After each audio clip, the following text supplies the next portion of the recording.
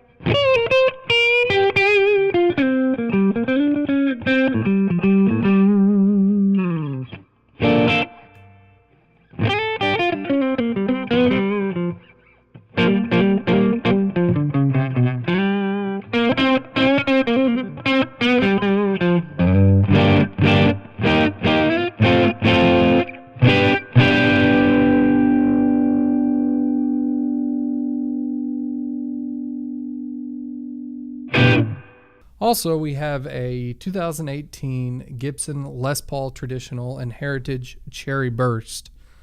This is our baseline, our comparison for the vintage brand guitars we're going to be taking a look at. So Gibson sets the bar pretty high right off the bat. The mahogany body, maple top, which is common between the two models.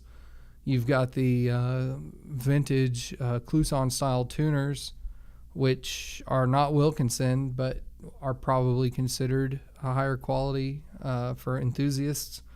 You've got the rosewood fingerboard, the typical, aluminum tailpiece, and all the standard features of a Gibson Les Paul, and a beautiful sunburst finish. The pickguard's not on it, but is included in the case. The main difference between these two instruments would be that the Gibson Les Paul is finished in nitrocellulose lacquer and made in the States, whereas the vintage brand guitar is going to have a poly finish and not made in the States. But you do get those upgraded Wilkinson parts.